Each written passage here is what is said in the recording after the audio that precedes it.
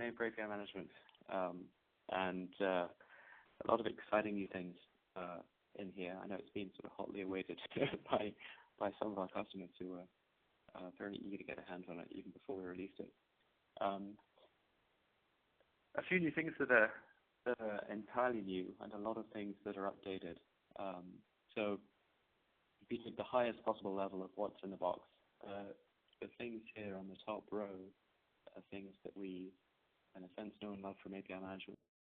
They've been in there since version 2 now, I guess.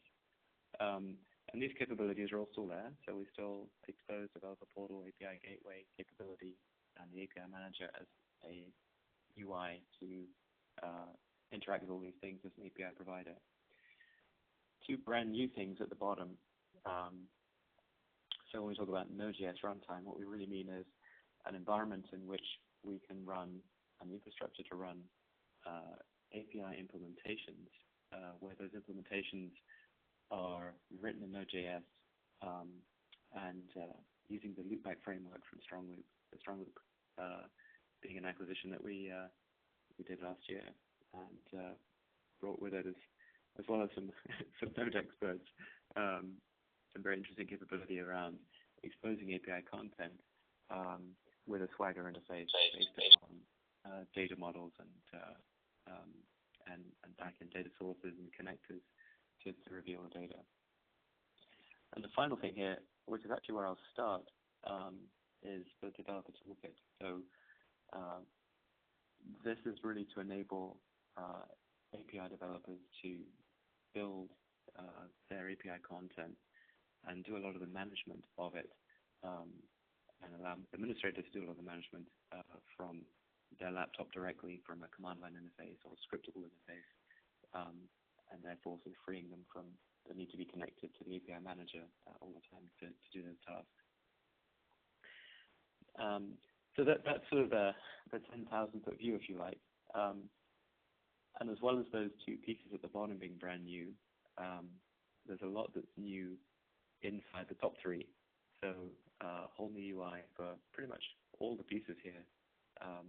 And so the whole experience is what we like to think greatly improved on what we used to from before. So that's all I was going to do in terms of slides. Next, I'll do the switch gears, and we'll take a quick look at the developer toolkit, and we'll go from there into the UI. So let's jump out of here, and I'll just hide this away. So what I've got here in my command window is a command called API-C, and this is the command that represents the command line interface or the set of command line facilities for API Connect. And the way that we install this is using npm, so it's just a simple npm install either from your management server or from the npm repository. And the commands sort of break into 3 pieces. What we'll do is use this very quickly to create API content. We'll look at the way the API content is shaped, because that's a little different in API Connect versus what it was in V4. We'll quickly look at some of the other capabilities, and we'll jump into the UI. So this first little section here, if you can see my screen, is a simple set of commands to do with getting yourself up and running, if you like, creating simple APIs and their associated products, validating them locally. And because we do everything in Swagger now, as we'll see, in other words, API content is all inside the Swagger file. It's not sort of split between Swagger and hidden places inside the API manager. We can treat APIs just like source code, and the same with API products, which we'll see are the new sort of packaging mechanism. This little section here is all about creating and running loopback applications, which provides a Node.js implementation of APIs, if we choose to do it that way. And then a set of commands down here at the bottom are the things that people have always been asking us for in one form or another, either as APIs or automated facilities. So the ability to carry out the sort of day-to-day DevOps-ish tasks in a very simple way. So the main ones being, publish my API content to this particular environment or catalog, change its lifecycle state from published, deprecated, all those sorts of things, retire it from the environment. All of that is sort of under this little section at the bottom. So let's create an API really quickly, and we'll take a look at it, and then we'll explore some other things in the UI. So let's say API-C create type API. So this is really sort of addressing, if you like, the blank page problem. We can always create an API from scratch in the UI, or we can start with Notepad, if you like, and create a Swagger document. This is really just something that creates a skeleton, if you will. So I'm just going to call it simple. And I'm just going to follow a bunch of prompts here. And it's asking me about a product here. The product is the API Connect way of packaging APIs when we publish them. It sort of acts as a wrapper for plans, if you think about how we deployed things in V4. So an API product is essentially a bundle that contains one or more APIs and its associated plans. And the product is itself a file, just as a Swagger API is a file. So let's do that. So that's what we created. And we can either edit these things locally, saying API-C edit, or we can bring them into the UI directly online. Let's do that.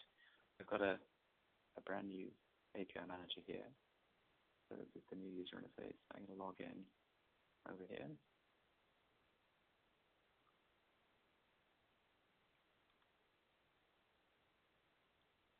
Now we'll take a quick tour, but let's take a look at the API first. So for anyone who hasn't caught up with this terminology change, if you like, already, so what we called environments in V4 are now catalogs in V5. Catalog representing a collection of APIs that are published. So a catalog has an associated portal and API content that's running somewhere, typically in our gateways, but maybe outside. And we can actually still bring in source definitions of APIs or build APIs in Experience as well. We can do this either locally on a laptop or online. Experience is the same here. So if I bring in the ones that we just created, Swagger files, so I'm going to create, I'm just going to bring in my very simple API, which is down here probably. That's if I remember where I put it. Here we go.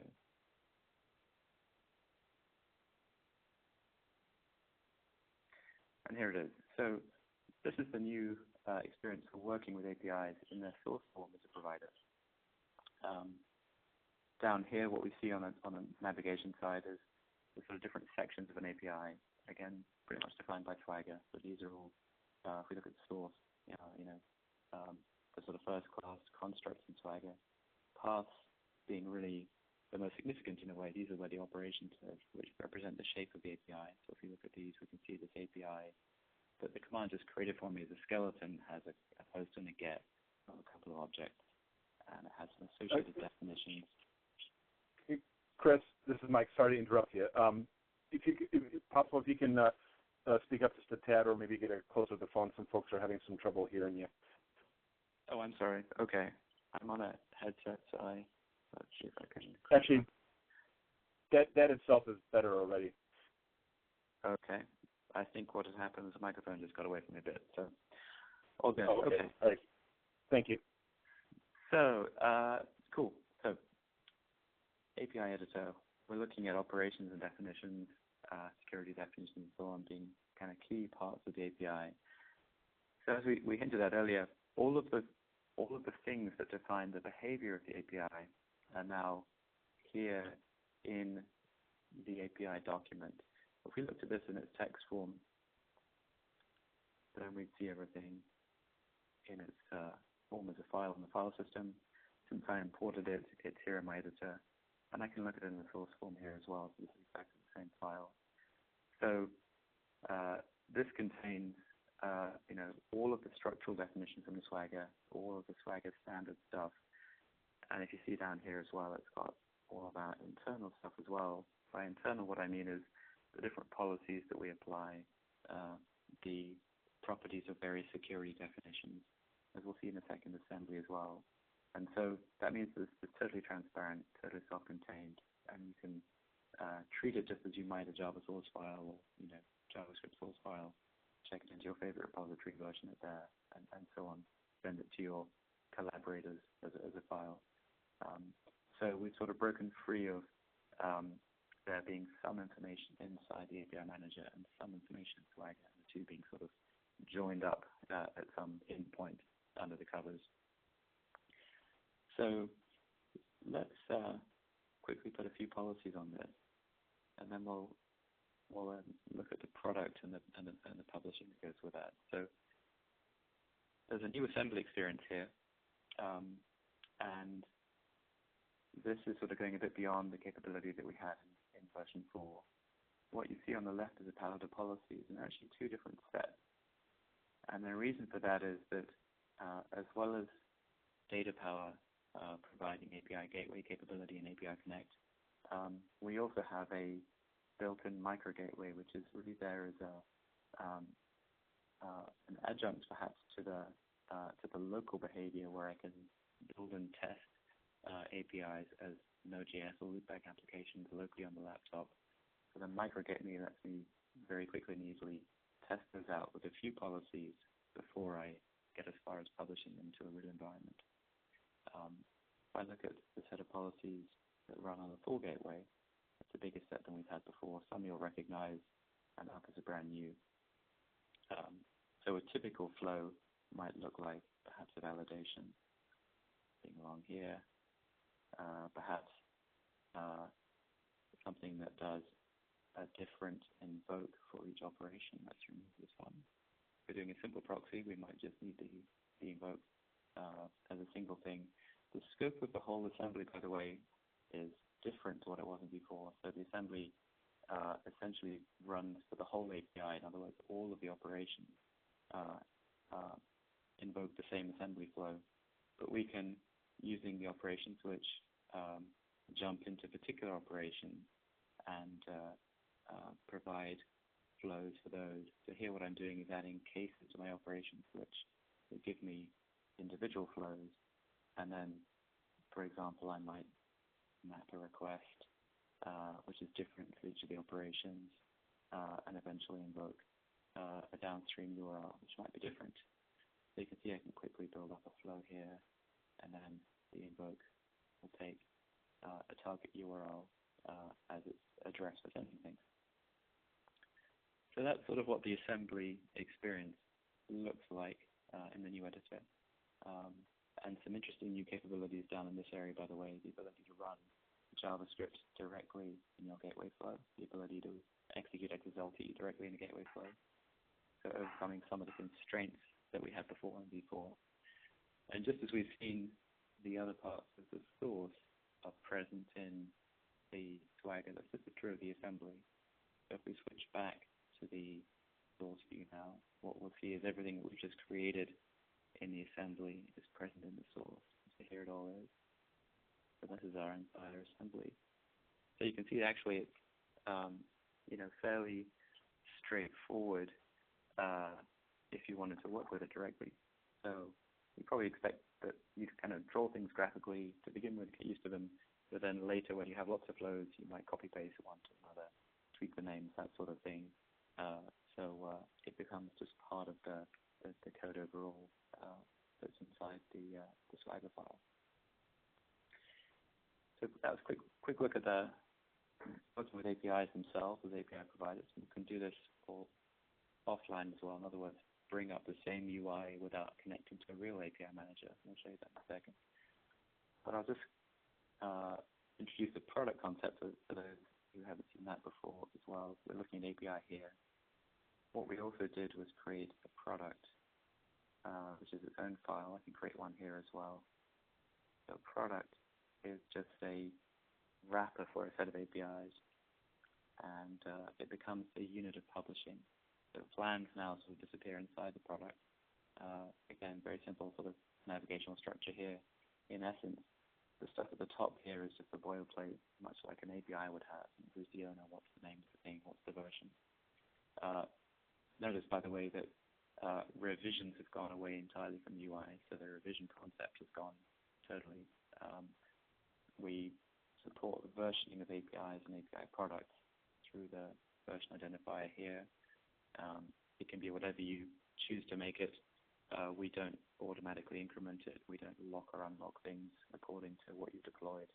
So the versioning is totally under your control now. And then to add APIs into the products, I can just do that graphically here. And let's go add in the one that we created. Let's add simple API. And then this product happens to have one plan in it. And that includes the simple API that we just added.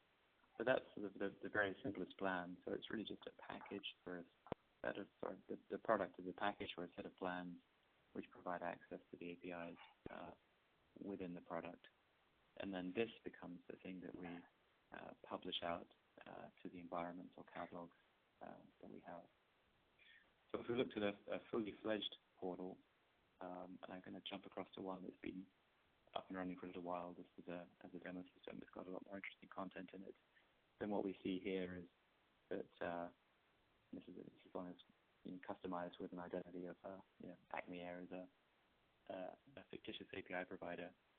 What you see here is that the top level things that are published are API products, and each one of these API products contains the set of APIs within it. So plans sort of disappear inside the product. You can see that they're subordinate to the API product itself. And when we sign in as developer and subscribe, what we're really doing is subscribing to plans that are within API product. So that was just a quick introduction to, if you like, the source artifacts, API and product, a little bit about the new experience with assembly and so on. Let's look a little bit more deeply into the local experience and also into loopback applications. So Chris, as you transition, there's just a couple of questions that came up as part of the assembly tool. One person asked, is the assembly design capability, is that based upon Node-RED? Great question. It's actually not. So we did spend a bunch of time looking at Node-RED, and I know that's become quite popular. We found there were a few things that weren't going to work as well if we translated Node-RED directly into API Connect. So we took a slightly different tack with it. And if we go back to the API, I'll just quickly add that in again. The net of it is I don't think I saved my previous one, but the way that this works is always a sequence. So there's no sort of branching, if you like. We can essentially do branches within things like a switch or an if, but it's always a sequence left to right. In fact, it's much more like the cast iron flow in terms of the way it operates. And then the other thing that we wanted to do that we didn't find we could take directly from Node-RED was, if we look at the source view, we wanted to be able to write down the assembly in a friendly source form that's very simple and expressed in YAML, because YAML or JSON, we use YAML and JSON, as the two renderings of Swagger source. So long story short, we found Node-RED was a good precedent, but we didn't want to pick it up directly for what was done here. So it's not exactly the same language. Okay. Yeah. One other question that came up, which I think was a good one, is Callum asked. You mentioned that revisions were removed. What was the reason for the removal? Since it actually is a relatively recent addition to the product in version 4. Yeah, good question. So ultimately, API versioning and API product versioning is important, and of course, all customers need to do it. It's easy to think that sort of we reach nirvana once we publish an API, and of course, that's really just the beginning. All APIs that are sort of doing anything useful tend to be long-lived and tend to have versions that come along after the original one, and the need to migrate subscriptions from one to another, to deprecate things, to publish improvements without necessarily affecting consumers. So the versioning concept is really important. What we found with revisioning, though, was I think we've perhaps been a little heavy-handed in the way that we imposed a scheme on revisioning. So if you recall, with version 4, we were quite careful about doing things like locking published revisions automatically, therefore giving you a newly created unlocked revision to work on as the next potential version for what will come later. And so quickly, the downside was that you could end up with a lot more revisions on your hands than perhaps you'd intended as an API author, and not necessarily the revision numbers that were the ones that you wanted. And then the next thing, I think really the thing that sort of made us reevaluate was you then get into questions like, well, how do I compare those things? How do I merge them? How do I perform branching of different streams of revisions? And those are all things that we didn't really want to get into. We didn't think that was sort of where the core of the product needed to be. And that, of course, if you're dealing with code, it's what your source code repository does. Whether you're using Git or SVN or ClearCase or whatever it is. So we wanted to get out of the game basically and say, well, APIs are just like code, treat them like code. And so we put the effort into putting everything into the Swagger source, and that helped us, of course, with the local development experience anyway. And then you can use whatever versioning scheme or whatever version management scheme for your source you like. And then the version concept that appears inside the Swagger APIs, this one is simple 1.0.0, that's the version of the API. That will appear as the consumable version of the API as seen on the portal. So all the versions here are exactly what are in the source. And you can, for example, iterate on your API as many times as you like while you're developing it and keep it at 1.0.0. It's not going to get bumped up. Or you can, have a blanket revision and call this version 9 if you want. So we want to just get out of the way of doing that, basically, of imposing the versioning scheme. I think one customer I presented this to, told them that the auto revision was going away. There were pretty much cheers in the room. I think, it'll hopefully simplify things greatly for folks who have been doing a lot of work iterating on different versions of APIs. Does that help? Yeah, it does, and I agree. I think many others agree too. So thanks, Chris. Cool. Okay. So let's quickly look at a bit more of a laptop experience, if you like. So I think net, as you can see, the UI experience for working with APIs and catalogs as environments and so on is, all freshened, greatly improved from V4. There's a lot more to explore that I won't go into here and now. Let's quickly introduce a couple of new concepts, though. So if we go back into my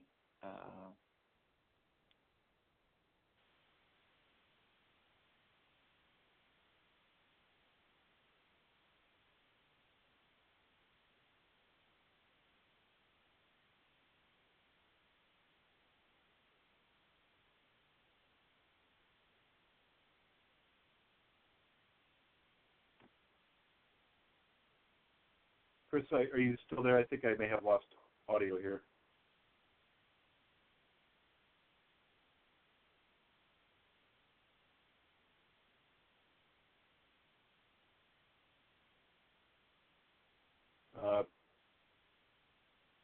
Yeah, Chris, I think we may have lost audio.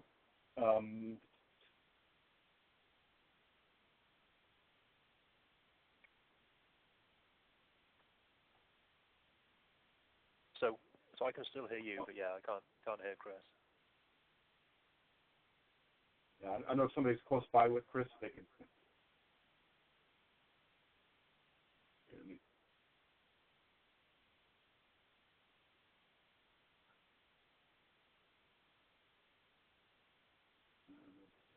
try to.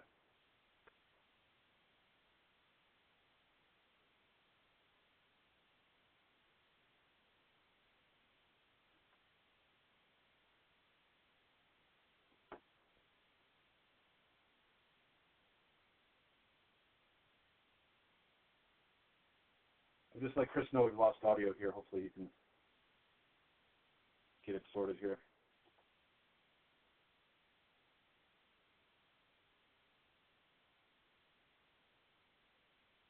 Sorry, folks, bear with us here.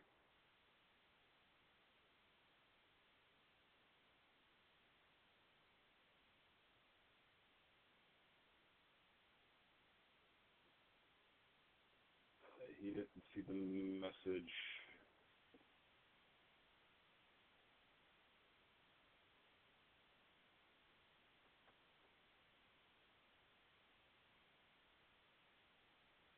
Oh.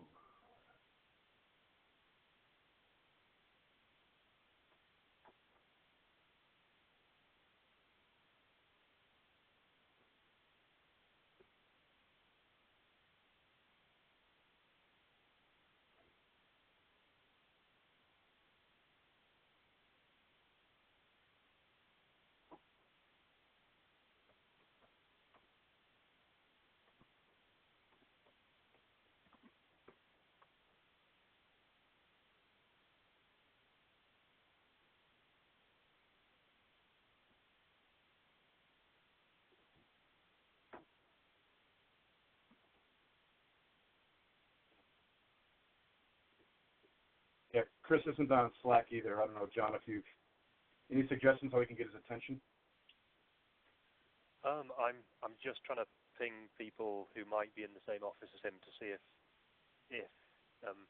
we get any luck that way. But yeah, currently everyone I've talked to is working from home, so I'm still going through the contacts there.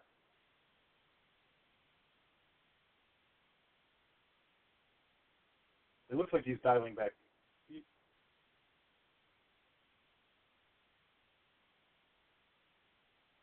Yeah, I think he was signaling that he's redialing.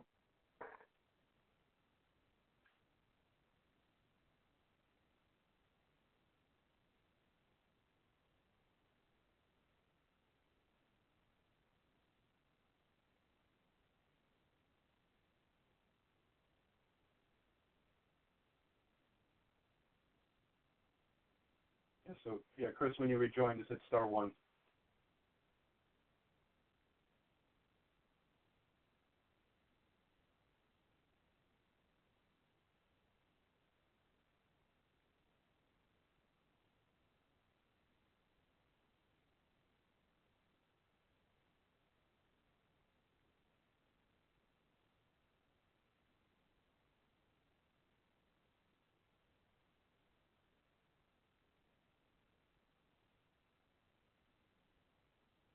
Yeah, folks. We maxed out the number of lines. That's what Callum is saying.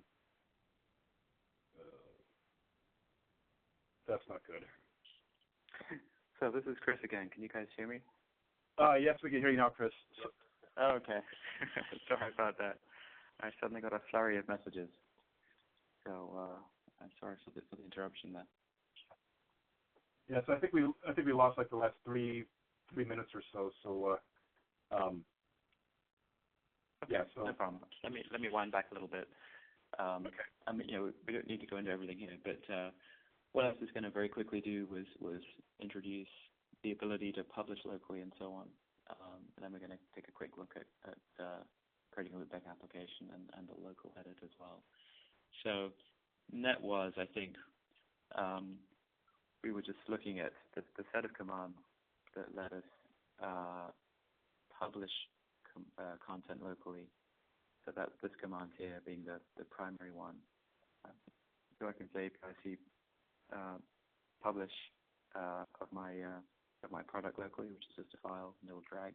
So if I say publish, what I'm asking it to do is publish an API product, and that'll drag in, if you like, the APIs that go with it, and it'll publish it to either my default catalog that is specified in my config, and I can set that up, or I can override that, and I can say, just as this example is here, this is exactly the catalog I want to publish to. This is exactly the organization, and it's on, this particular host. So the net is with these commands, I can either, as an API developer, do my local work, if you like, developing and testing without going into the API Manager UI all the time to publish things. Or I can use the same set of commands, with the flags on them, if you like, to automate and script the publishing of things. So, if I'm doing continuous integration, sucking in content from some other system and wanting to publish it out to my sandbox API management environment, then I can do that with a set of commands here. So publish is, one of the more important ones, but obviously there's the full set, for example, for for working through the entire life cycle. So, for example, here, what I wanted to do was to show you the products command. And there's pretty good sort of examples in all of these. So you can see here that the publish is really just a shortcut for products published, but I can do things like list the published products in my environment. I can pull down content from the environment. I can change the state. That's this one here. Products set.